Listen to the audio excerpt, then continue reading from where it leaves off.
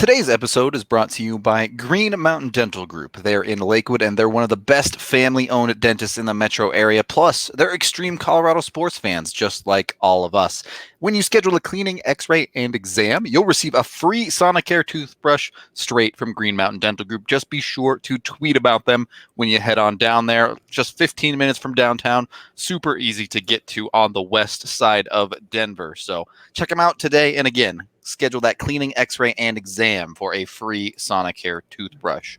Welcome in to the DNVR Avalanche Podcast, presented by Davidson's Beer, Wine, and Spirits, my go-to shop for Breckenridge Brewery or any other alcohol that I might need. I'm Nathan Rudolph. Joining me, as always, is AJ Haefele, and we have another special guest on today, the man who does cover the Anaheim Ducks for the fourth period, as well as you can find him on the Crash the Pond podcast and sometimes over at Elite Prospects as well, working all over the place. Felix Sicard, might I just add, that is an S-tier hat, my friend. Absolutely love it.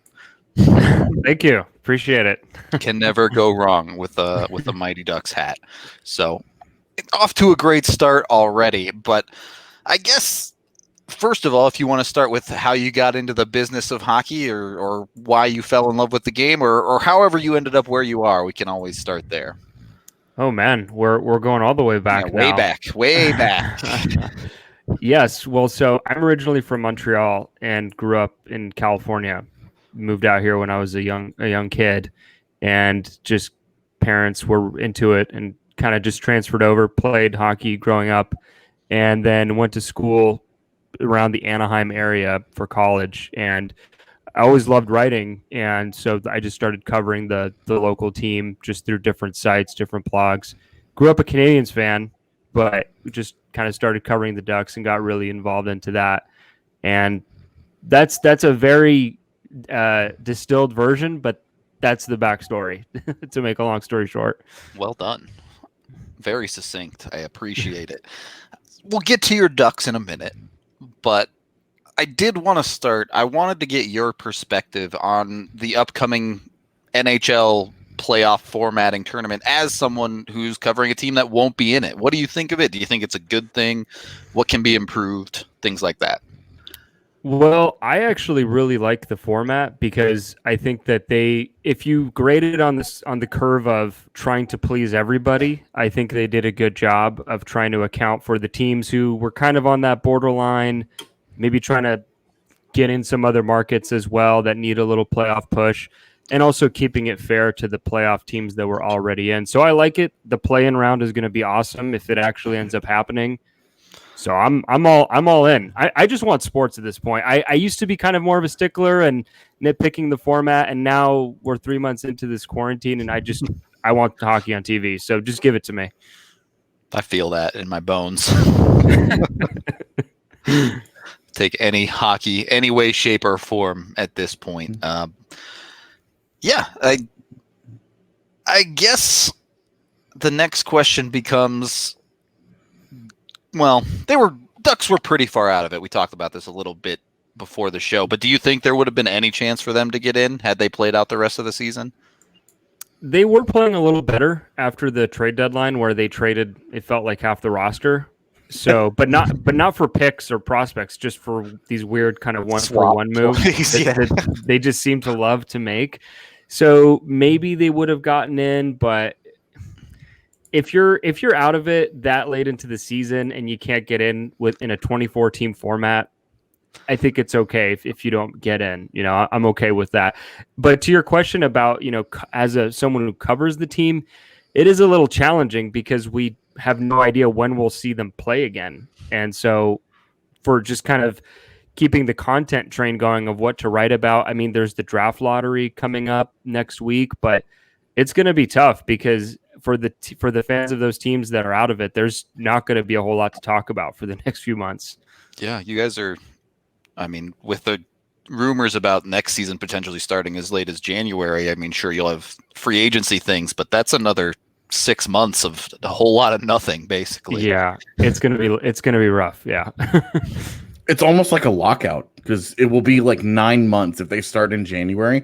It's 9 months between games, between the time they're actually on the ice again. It's insane. It's probably going to, I don't know if it'll be January, but it feels like that's when it's going to be. So yeah, 9 months, a long time. Yeah, it's you mentioned those 1-to-1 trades. We actually talked about Sonny Milano on our show just about the Avs earlier. How do you think they did at the deadline? Making I mean, it really was like a smorgasbord of really weird, like 1-for-1 deals.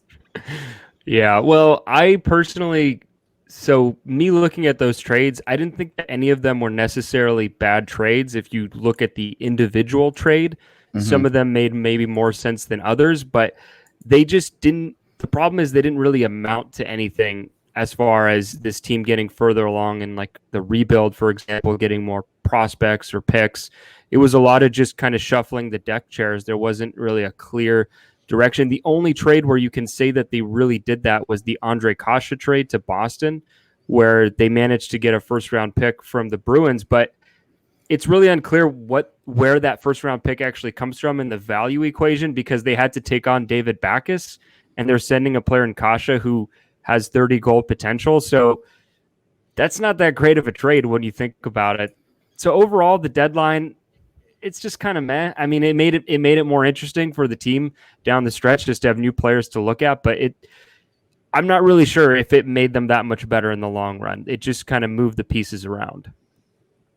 Not a big Axel Anderson fan. Is Axel Anderson a big Axel Anderson fan? I mean, I don't know much about the guy, and all the reports are he could be maybe a sixth defenseman. You know, we'll see. So yeah, I'm not super high on that trade, but hey, you never know. If that first round pick becomes a stud, then it's all put to bed. But with a 30th or 31st pick, I kind of doubt it. Well, yeah, you can go get another Axel Anderson. Yeah, there you go. Really raking in the 6Ds over there. Okay. So I guess first of all, was this at least somewhat expected for the Ducks? I know the fall off has been a bit steep, but with a lot of the moves coming in the offseason, Corey Perry not only having his fall off and then ultimately leaving the franchise, but where did everything go wrong, I guess? Outside of, we know goaltending was pretty okay for you guys.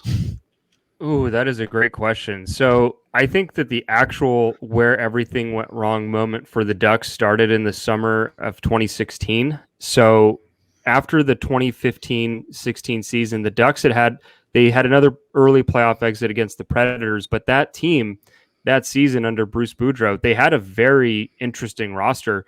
They had made all these moves at the trade deadline to get David Perron, to get Chris Stewart, Jamie McGinn. They just had all these veteran forwards, and Getzlaf was still playing at a very high level. And you still had all of those young defensemen in the pipeline. And it just felt like they were really on a good path. And even though there was an early playoff exit that got Bruce Boudreau fired, it felt like they could sustainably be very good for a few more years. And then that summer, a couple things happened. They fired Bruce Boudreau and hired Randy Carlyle again, which already we're off to a great start here. They bring back in Randy Carlyle, and then they just kind of seem to favor grit and hitting and these kind of physical players. They bring in Antoine Vermette, who hadn't really done much of anything outside of, be with the Chicago Blackhawks when they won the Stanley Cup. And then they bring in Jared Boll. They just make all these moves that don't really add up to the team actually being better on paper. And then that next season, they go on to get to the conference final under Randy Carlyle. And that team was good, but they had to wear all of their top players into the ground in the process. So Ryan Kessler was playing a ton of minutes a night, playing a really tough deployment against the other team's top matchups. And so his body just got, for a guy who's well over 30, that was not optimal. And they were just totally relying on those guys. And so although it looked okay on the surface in that first season under Carlisle, the scene had already been set for the downfall because the depth had been eroded. There was too many guys that were just non-factors. And then, of course, things like the expansion draft, losing Shea Theodore for what amounted to nothing, trading Sami Vatanen for Adam Henrique again, just shuffling the deck chairs around. So to me, I trace it all back to 2016, but it's been kind of a slow erosion as opposed to maybe one or two bad moves that really set it all off. Okay. Has it been particularly frustrating to watch them go from having one of the league's most exciting young defenses, not just at the top end of it, but I mean, it was so deep, and it just seemed like an endless number of intriguing prospects, and then they just went through all of them. Right. Yes, it has been really interesting because the core of that is still there. Cam Fowler, Hampus Lindholm, Josh Manson, those guys, that core group is still there. However, you lose guys like Shea Theodore, Sammy Vatanen, he's always going to be more of a second to third pairing defenseman who's really good on the power play, but you don't really get any added value for him. You just switch positions. And then on top of that, I think that they kind of overvalued guys like Jacob Larson and Brandon Montour. Montour, maybe it was just a development issue, and he ends up getting traded to Buffalo for Brendan Gooley, who's essentially been kind of the same thing as Montour, just a guy who seems to have a lot of talent, but doesn't really put it together. So I think that their issue is that they almost banked on that depth too much, and they used that to justify making other moves like getting rid of Theodore. And now they don't really have anything to show for it. I mean, Jacob Larson is a bust at this point. I mean, sure, he was a late first-round pick, but I think part of the equation in getting rid of some of those other guys was that, hey, we have Jacob Larson coming up through the ranks. And at this point, it's going to be an awesome outcome for him if he's a third-pairing defenseman who's actually good. Right now, he's just a third-pairing defenseman. So, yeah, it's been frustrating to watch that happen, but I guess it gives us more stuff to talk about. It seemed like it wasn't just Jacob. It was like, oh, we have Shea Theodore coming, and then we have Shea Theodore's the big one. That is the big one that I think they messed up on. The other ones, it's looking a little better in terms of like Brandon Montour, for example, but Shea Theodore, I mean, he could eventually win a Norris Trophy. The Ducks have, I guess, future considerations to show for it. Well, yeah, that was always one of the tough ones, because it was like what they went out of their way to try and keep those three guys together, and it cost him Shea Theodore, who is now in division forever. Right. And it's like twofold, because now not only is he not on your team, but he's actively preventing you from getting into one of those playoff spots every single season. Right, exactly. And that's the big debate among Ducks fans is, well, okay, they had to get rid of Theodore, but it's because they were so constrained by the cap system, or not the cap, the expansion draft system. And so they couldn't really do anything about it, but, they could have just asked and actually found a way to get Kevin Bieksa to let go of his no move clause. And apparently Bieksa said that Bob Murray approached him about that and then never came back to the table. Basically, Bieksa said, hey, if you're going to ask me to waive my no move clause, then I need an extension. And I think that the right move would have been to just extend Bieksa for another year and have him waive that no move and hold on to Shea Theodore. But instead, they kind of just found these other ways to do it, and it clearly hasn't worked out. I mean, that's not the only thing that's gone wrong, but that's a big one. Certainly one that might make you want to drink. So it's time to acknowledge Breckenridge Brewery, the official beer of us here at DNVR. You can head down to their farmhouse in Littleton and order your beer for pickup as well as a meal. Plus, you can get $5 off when you use code DNVR and call 303-803-1380. You can also always pick it up from your local Davidson's, liquor store, grocery store, gas station, you name it. Breckenridge Brewery is out here everywhere with your favorite beers. We also have DraftKings in the house. They are the #1 rated sportsbook app here in Colorado, and they have some fantastic deals for you. You can download the top-rated DraftKings Sportsbook app now, and when you use code DNVR to sign up for a limited time, all new users get a sign-up bonus of up to $1,000. So they have you covered totally on that. Don't worry if you've not been able to take advantage of all of their stuff yet. They're still going strong as more sports start to come back. They're just adding more and more bets in all of them for you. So DraftKings Sportsbook is the place to get all of your action on live sports. Plus, they're safe, secure, and reliable right here, located in the U.S., not one of those offshore accounts or anything like that. You can withdraw or deposit funds at your convenience at any time, and they even have special odds boosts all the time. from the next couple of days, you'll be able to bet on the golf tournament coming up this weekend, and new users can get a 50-1 odds boost on the top golfers to win at the start of the tournament. Again, use that sign-up code DNVR to get your $1,000 bonus. Must be 21 or older. Colorado only. Bonus comprised of a first deposit bonus and first bet match, each up to $500. Deposit bonus requires 25x playthrough. Restrictions apply. See DraftKings.com/sports for details. If you have a gambling problem, call 1-800-522-4700. All right. Second period of the DNVR Avalanche Podcast, presented by Davidson's Beer, Wine, and Spirits. The Anaheim Ducks, not a team you can be betting on at the moment, unfortunately. But nonetheless, as we were kind of getting into the incredible defense that you guys had drafted once upon a time, and AJ and I have talked about this before, how you can actually, they may be a little lacking on the top end, but they've traded 6 defensemen that could legitimately be NHL players. So I guess my question is, and my curiosity as a person who's pretty into the prospect side of things, what is it like covering a team that drafts so well?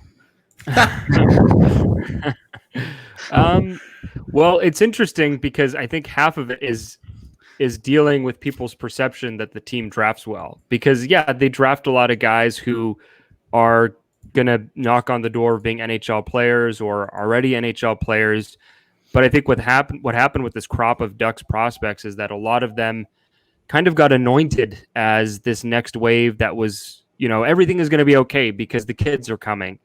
And right now it's looking like the kids are probably all going to be at least decent NHL players, but maybe not all, but none of them are really going to be that next star player, at least in the crop. Sure. At least in the crop that played this year. Once Trevor Zegras gets to the team, I think that will change. But yeah, it's interesting because covering just the prospects is a lot of fun. And so I can imagine if there's not as much prospects to cover, maybe less to talk about there. But yeah, I think it's interesting how everyone says the Ducks draft really well, and they do, but they just don't have that elite talent coming in. And I mean, part of that is being a good team for so long, I guess. Yeah, I mean, some of that is, you're drafting 27th, 24th. You're trading firsts away, 23rd. Right. Every single year, where you don't have a shot at these high end guys. Their forays into the top 10. You have Trevor Zegras and Nick Ritchie and Hampus Lindholm. Right. Are the last are the 3 guys that they've taken in the top 10 the last couple times they've been there. And you feel pretty good about 2 of those guys, and then there's Nick Ritchie, which was complicated. He's a good player. He's just not maybe 10th overall good. Yeah. Well, I mean, we watch that with Tyson Jost every year, where it's dude, which is, the joke has become, are we getting Tyson Jost or Tyson Ghost? Oh, so ouch! That's brutal. It's a thing for Abs fans every night, basically. But it is remarkable, the perception, because anytime I'm covering the draft, we're doing prospects, and I'm sitting at the draft, and they take a guy that I don't particularly like. I'm like, great, now he's going to end up really good. All right, that's always how it works. Yeah, well, and because it's just I think the only time that didn't happen was 2018 when they took Lundestrom, and I don't think he's any good. I think he is not trending. He's not trending to very good. Yeah, he's trending to 4th line center, which that's not the worst thing in the world. Yeah. So right. You give the Avs the first pick of every draft, and then just let the Ducks take care of the rest of it, and you'll end up with a really good draft at that point. Right. If you have a top 10 pick, let Colorado use it for you. But if it's outside of that, it needs to be the Ducks doing all the heavy lifting, especially after the first round. Yeah. Yeah, the Avs track record beyond the first round is not pretty. I mean, 2009 was cool. Hey, they got 50 games out of Lindholm. Yeah. So one of the things that we want to do when talking with guys who cover teams who are done with it, who are done with getting to actually see their team for a little while, how would you fix it? And since we have been talking draft, let's just assume that let's assume Anaheim has a little bit of lottery luck if they end up somewhere in the top 3. How much does that change for the Ducks? Is it franchise changing? Is it this huge shift in good luck, or even if you end up with the 6th or 7th pick, is it fine? So you're saying if they win the lottery? Sure. If they win the lottery, I assume they take Lafreniere because that's what everybody will do, right? But let's say you get somewhere in there. Right. Well, yeah, I think if the Ducks end up in that top 3, it is pretty franchise altering. If they win the lottery, like any of these terrible teams, it's going to make a huge difference because you're going to get Lafreniere, who's going to be a franchise player. So getting into that top 3 would be huge for the Ducks. But even if they get, let's say, lower into that, I think the lowest they can go is 6th or 7th. I might have that wrong. But the way this draft is set up, that first range of 7 to 8 players, they're all going to be pretty good players, or at least that's what they look like right now. So it would make a pretty big difference for the Ducks. And I think that they have that extra pick in the first round. And that's something that they've been doing the last couple of years, where they have their own high pick and then they get that extra first to kind of take a bit more of a home run swing. And you saw that last year where they drafted Braden Tracy with their second pick, who's kind of the opposite of an Isaac Lundestrom, where he's a lot less, kind of physically developed, less of a defensive player and much more of an offensive type player. And he didn't necessarily have a great season in junior this year, but I think that once they have that top guy locked down, that scouting staff seems a little more freed up to get a guy who's maybe a little more risky. So that's a pretty good strategy. And I think that the draft equation that's not what's wrong here with the Ducks. It's everything that they've done wrong in the last few years has been on the pro side, where it's these trades not working out, or it's these expansion draft situations not maybe being fully understood. And so that's where you start, because like you guys have been talking about, the draft is not where the issues are.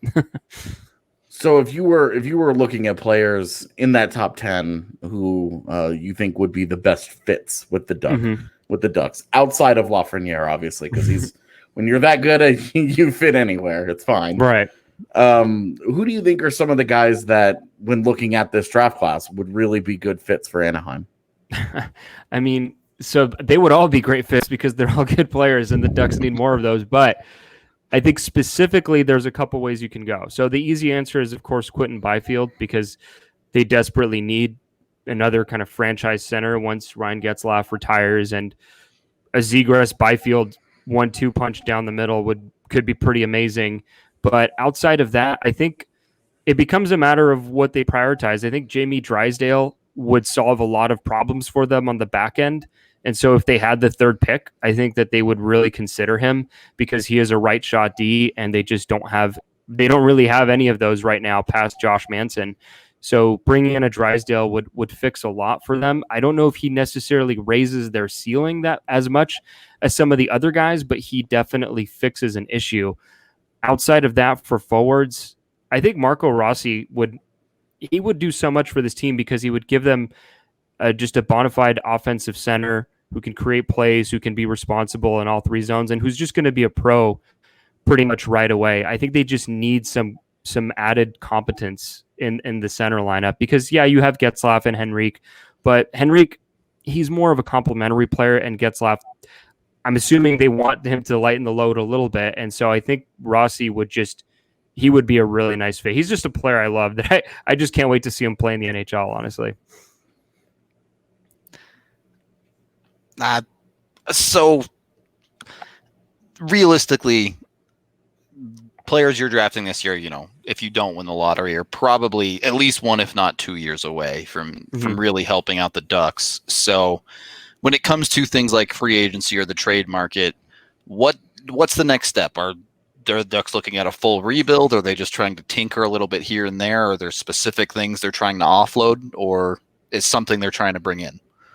So that's the thing with this team, is that they seem really unwilling to make those seller type moves that a lot of teams in a rebuild tend to do, because it's kind of not a tried and true way to do it, but it seems to be one of the quickest ways to kind of get back to a clean cap sheet, to get some more picks, just to move the thing along. And they have had opportunities to make those types of trades, and they've consistently shied away from it. Jakob Soderbergh was a pending free agent last season, and they re-upped him to a 5-year extension. Josh Manson, he has 2 years left on his deal. And although, 2 years might seem maybe it's a little too much term, he's right in his prime. I think he has a lot of name brand value around the league. He's a physical right shot D.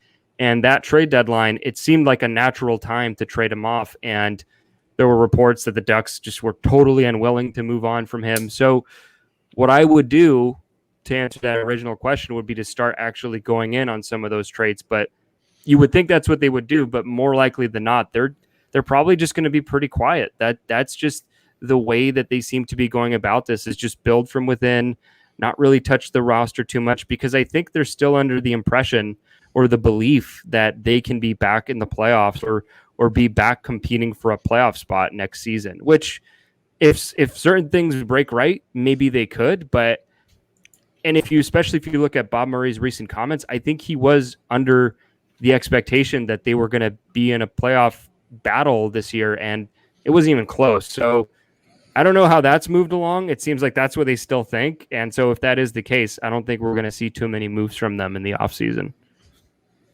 Is that patience, you fast forward to next spring, whenever we have the trade deadline again, because of the way that the scheduling might work out. Even if you draft in the top 3 this year, it might be weird trying to get that guy onto your NHL team. He might be in juniors already in Europe, whatever. He might already be gone. And so you may not get immediate returns off of a top 5 pick this season, where other years you might have. If they get back relatively healthy, is Kessler ever supposed to come back? Is he done, or no? He's in pseudo retirement already. Okay, so he's already, that's already, you can't recoup anything for that guy. No.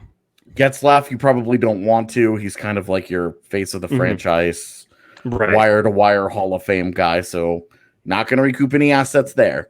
Is it really like Henrique, Silverberg, Josh Manson? Is that really where the focus would have to be if they do decide to shift into, hey, let's retool this, sell off a couple of the more expensive older players, and start to commit to youth more?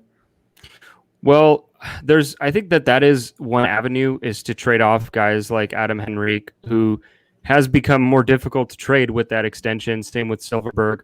Manson just makes so much sense to me. But I think one area that maybe they'll start looking into, I love watching Rickard Rakell. I think he's a really good player, but he's got 2 years left on his deal. And even if he's not as productive as he hasn't been as productive as he's been in the past, that contract is still kind of a steal, with that 3.7 AAV.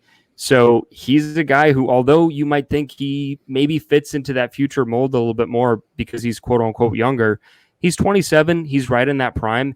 Maybe he makes more sense for a playoff team, and you can get more out of him. And also, this might sound also crazy for Ducks fans, but Hampus Lindholm, he's only 26, but he's another guy who, although it would probably make more sense, or at least it would make sense to keep him around for that next wave, he's got 2 years left on a pretty, team-friendly deal. And so he's another guy who you could maybe actually get a lot for him. I think it's not necessarily about just selling off guys. It's about getting value in return. And so, sure, if you're going to trade a Henrique or a Manson, you are going to get things back. But for those guys, you're going to probably extract a much higher price. And so that's what I would do. It's tough to sell that when you're a team that's missed playoffs 2 years in a row now. You're not really in a traditional hockey market. You got to keep fans coming to the games, and if they see all their favorite players getting traded off, that's a tough sell for a little while. But that's also part of how the league works now. You have to be willing to do that at some point. And I think if you're an owner, you have to at least have some kind of understanding of that. There might be a season or two where I'm not making as much money, so I can make more money later on. Well, and you're already 2 years into missing the postseason. And so you'd have to think that if they get into this third season and they're not, if they're 15 points out, whatever they ended up being this year, where they're not particularly close to the actual 8th seed and not a 24 team format. You know, if they're not competitive in that, you'd have to think they have to start strongly considering, hey, we're 3 years into thinking we were going to compete and we're not. Right. Yeah. And that is the challenge. And that's why I think next season is going to have a big impact, because Bob Murray is signed through that Seattle expansion draft. So he's getting trusted with another expansion draft, which is interesting. But I do think that if they don't make the playoffs again, there's going to have to be a switch in management. And that's where we could start seeing things really change, because I think Bob Murray has a lot of loyalty to this team. He has a stake in this team because these are the guys he brought together and traded for.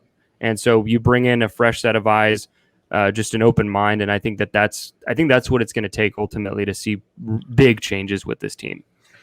It also seems like, because you mentioned the contracts of both Lindholm and Raquel, in the very real possibility that the salary cap doesn't move very much in the next 2 seasons, those contracts are even more valuable than they normally would be. Right. Yeah, exactly. And that's why those are the guys maybe they should target. From a Colorado perspective, I tell you, we talk a lot about Rickard Rakell. Yeah. We talked more than a few times at the deadline. You know what? I think we've actually, on our pod, we've talked about that as well, a potential Rakell to Colorado swap. We've also talked John Gibson to Colorado, but I don't know what the appetite for it. So here we go. We had a trade deadline podcast in which we all came with like, hey, what's like what we would consider like a realistic kind of middle of the road proposal, and then one really crazy proposal that was out there. And my crazy proposal that was out there was with the Ducks, where I went and got John Gibson and Ryan Getzlaf and Hampus Lindholm, and like cleaned out Colorado. Like, people were very, very upset with my idea. Yeah, but it was that is crazy. Yes. Well, I mean, I gave up a lot. I don't remember all of it, but it was like I gave up Bowen Byram. I gave up multiple first round picks. Kaut, Bowers, like Grubauer was in there, I think. Yeah, I gave up Grubauer. Like I cleaned Colorado out because I was like, look, you're gonna have to if you're gonna get all these guys, right? You know, like I just envisioned, I was like, yeah, you just put Getzlaf as like your second or third line center with Kadri and McKinnon, and you're the best team in the NHL. You have John Gibson in net now. Now you have Hampus Lindholm on your top pairing next to Cale Makar. Like, that would be crazy. I still don't understand what the problem was. I thought I made the ads better. I made them certainly older and more expensive. Right. But it was funny you mentioned that, because I pushed the John Gibson thing this year to the point where people were like, you need to let this go. If you want to come up with maybe some less insane trades than that one for AJ, maybe MSU Denver Online is the college for you. MSU Denver Online puts a dynamic education at your fingertips without forcing you to decide between earning a degree and living your life. MSU Denver is the Colorado institution providing rigorous and affordable online programs taught by professors who bring the real world into the classroom. MSU Denver graduates often hang around here in Denver and use their relevant degrees to land coveted jobs. We even have a few of us here at DNVR taking classes either online or hopefully back in the classroom at some point here this summer. Third period of the DNVR Avalanche Podcast, presented by Davidson's. Rudo and AJ here with Felix Sicard, talking Anaheim Ducks. Felix, I don't know, I'm going to put you on the spot a little bit here, I guess. Can you give me one most underrated and one most overrated Anaheim Duck? On the underrated, I want one currently on the team. On the overrated, I'll allow anyone in the franchise's history. Oh, okay. Ooh, this is tough.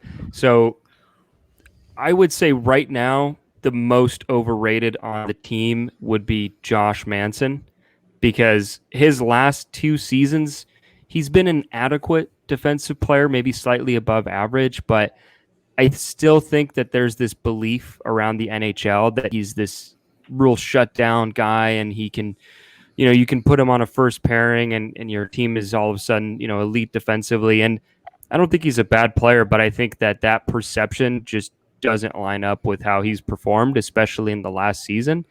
And then as far as most underrated, this is tough because you're asking this about a team that isn't very good and has missed the playoffs 2 years in a row. So if I were to pick a most underrated, man, this is tough. I don't know. I'm really struggling here. I'll just pull one out of left field. I think Christian Juice was surprisingly decent when he arrived from Washington at the trade deadline. He had some really good metrics, and he actually showed that he could play decently on the power play. So I'm going to go with Christian Juice, just totally out of left field here. Or if you want to pick one that's maybe a little more, mainstream, I think Troy Terry, although he didn't have a big productive season that many hoped for last season, he did show a lot of improvement in his 5-on-5 game. So let's give Troy Terry a little nod here as well. Fan favorite in Colorado. Yeah, DU boy. So yeah. There you go. You picked the right one, I guess. Thanks to the home crowd here. All right. AJ, you got anything else? No, I mean, just I think it's interesting the perceptions of Anaheim around the league, and I'm also curious how you view Trevor Zegras as moving forward, because he was a real lightning rod last year. We were talking a lot about forwards for Colorado. We liked him, but we were really worried that there was a big downside there, that there was a really high bust potential. Mm-hmm. After a really good freshman year, probably less concerned about that. But how do you see him transitioning into pro hockey, and what are some of your concerns about him? I do think that he's got similar concerns to a lot of guys like him who have been so offensively dominant at lower levels. We don't know yet if he's going to be able to translate that right away into the NHL. And if that's the expectation, that's going to be a bit of an issue. But his skill level, his vision, those are things that are going to carry over. And once the physical side rounds out, like it always needs to, I think college players are a little better about that going into pros than maybe junior players. The development there. I mean, these college programs with crazy budgets, I think that they're a little better positioned. So he's going to have a huge impact for this team because he is that next in line, that next potentially top level center who can really drive the bus. So I'm not going to sit here and say I've watched all of his games or that I've studied much about him, but he's risen up a lot of people's boards. And I think that there's a reason for that. And I'm excited to watch him play. I'm hoping that the hype will be warranted this time, unlike a lot of these other guys that fans were drooling over. I mean, no disrespect to the hometown boy, Troy Terry, but all the World Junior clout didn't really carry over into the NHL this year, which is fine. I think he was probably miscast a little bit as this kind of really high-end offensive guy, but I'm excited for Zegras. Yeah, the Terry thing was interesting because obviously there was the international heroics. And then there was, in college hockey, he was part of a really, really good DU team especially when he was there. The top end of their forward core was a lot of weapons around him. Like all of those guys are at least in the AHL now, if not beyond. So it was, it was always interesting when he graduated, kind of the perception of him. And I was really curious to see how that transition would go. And it's gone about as I thought, where he's probably too good for the AHL, or he's a very high end AHL player if he can never break into the NHL full time. But in the NHL, trying to figure out what he is certainly still a big question, because, you gotta be able to not be on the top line if you're not that good. He's dominated the AHL. That's one thing I'll give him, is that every time he goes down, he puts up a ton of points, puts on highlight reel plays. And I think that he's shown flashes of that here and there in the NHL. So I'm actually a little higher on him, now than I was at some points in the season. I think he did show improvement. So there's that going for him. All right. So last thing from me anyway. Sorry, Rudo. No, you're good. We it's award season in the NHL. You're going the same place I am. Okay. Oh, okay, great. Everybody has hot opinions about this. Okay. We actually are getting we have Thomas Drance from The Athletic in Vancouver coming on to talk Makar versus Hughes specifically with us. Likely will already have happened when this airs, but yeah. Yeah, correct. But what are your perceptions of who should win the Calder this year? Is it Makar or is it Hughes?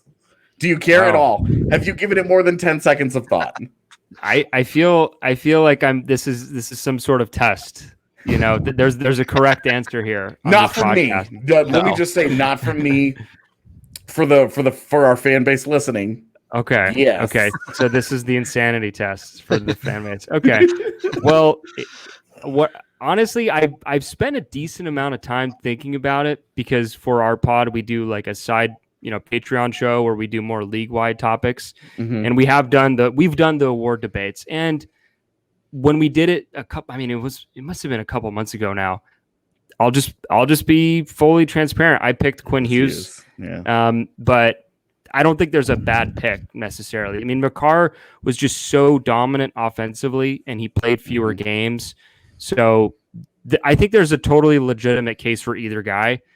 I'm just personally a big fan of watching Quinn Hughes play. I really like his style, and he's got a case. But especially when you look at offensive stats, there's not much comparison between the two guys. Makar is really impressive. So there's my talking out of both sides of my mouth answer. I'm also curious about this because this is something I want to ask all of the people who are covering not the Avs.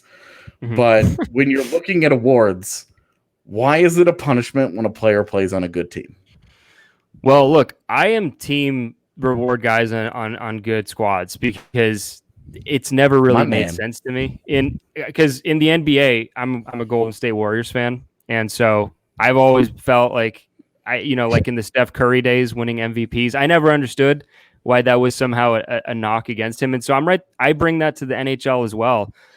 If you're the best player on the best team, yes, it's about individual contribution, but it's within the context of a team sport. So you have to factor that to some degree. Just because you dragged a mediocre team into the playoffs, it doesn't mean you were necessarily more valuable than a guy who took a team from good to elite, because that jump to me is actually harder than the kind of bad to or mediocre to playoff level.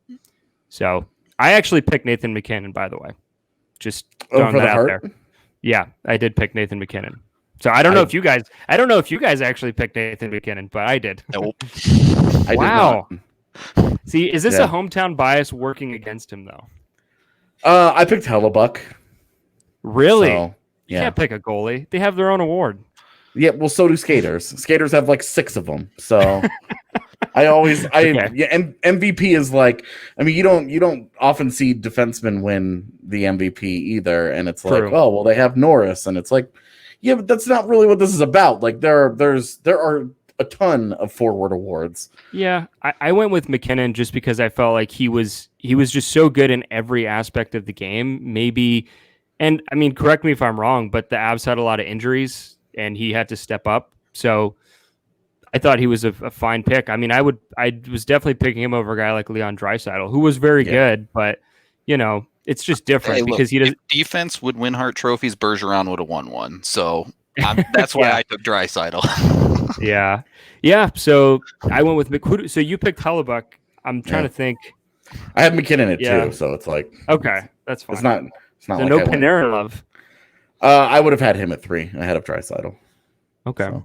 Fair enough. Nope, not with the way Draisaitl ended the season. I moved off of the Draisaitl thing because the defense was just too bad.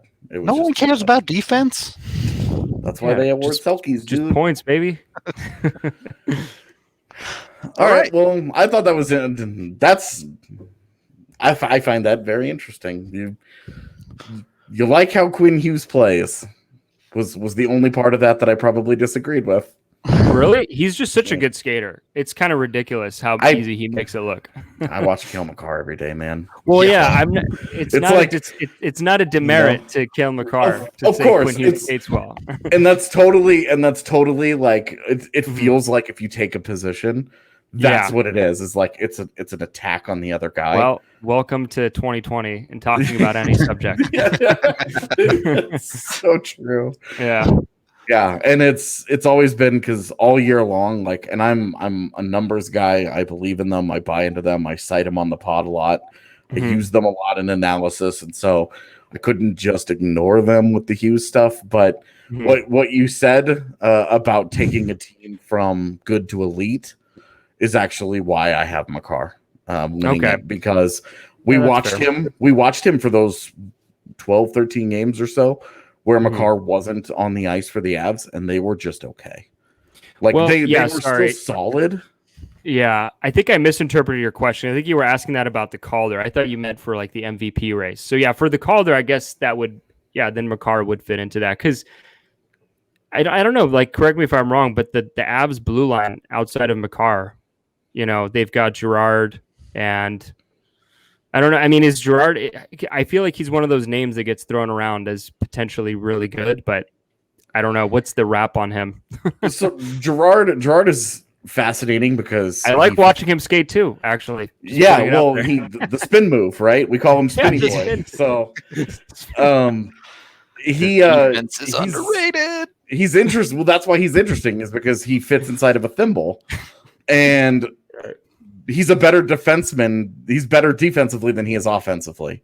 And you just don't, guys his size, you would never naturally, especially guys who skate and move the puck the way that he does, you would not think of him as a better defender, but he is better defensively today than he is offensively. Even though he had a good offensive year, like a third of his points came in literally 1 week.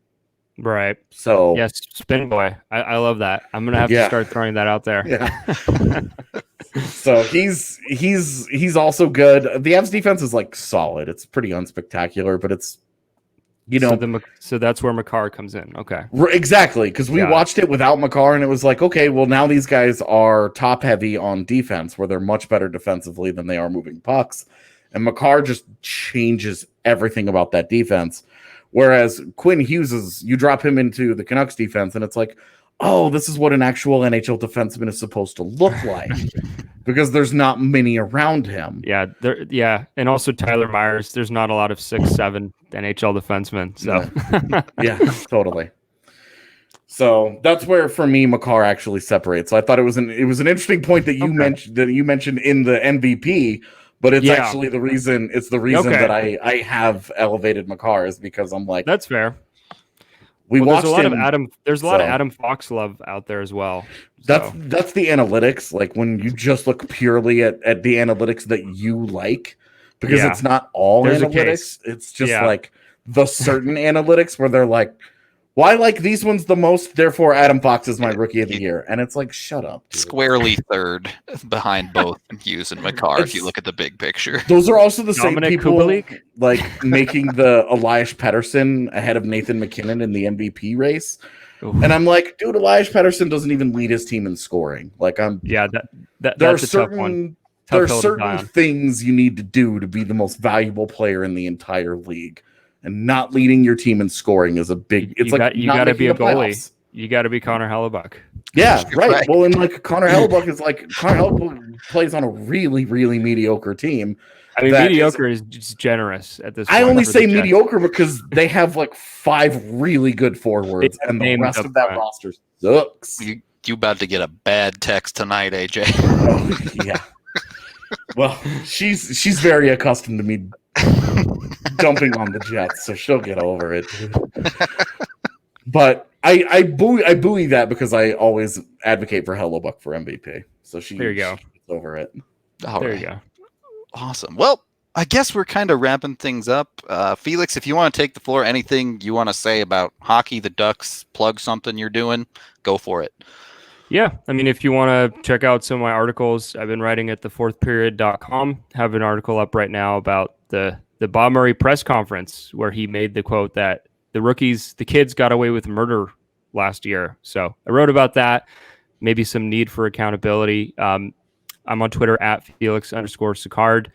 We also have a website for the Ducks, crashthepond.com, where we do a podcast. We used to do it after every game, but now there's no games going on. So we're going about every week, every other week. So just check that out. It's all on my Twitter page and would really appreciate it. All right. Awesome. Thank you again. Make sure to give him a follow on Twitter, all of that. Really appreciate you coming on, man. We're going to get out of here for the day. But before we go, the way Felix fixed the Ducks here today is the same way you might need to fix your manscaping problem. So Nice. Manscaped.com. Natural transition. You can head on over there. That Felix making the perfect face for my transitions right there. Head on over to manscaped.com and use code DNVR to get 20% off plus free shipping. Even a great gift for Father's Day, which is right around the corner, or it might actually be Father's Day when this airs. I don't actually know. But either way, it's a great product. You can get the Lawnmower 3.0, which is a fantastic trimmer with ceramic blades, takes away any nicks or pains that it may cause you. Sure, great for the below the belt. You can also use it on your face, on your chest, anywhere you have hair. This thing works fantastically, and you can get the complete Perfect Package 3.0, which comes with anti-chafe deodorant, spray-on toner, even a beautiful carrying case to fit all of it on the go, whatever your trimming needs may be. Again, manscaped.com, DNVR20 is the code to get the discount. Until whenever this airs and whenever the next episode is on, we will catch you next time.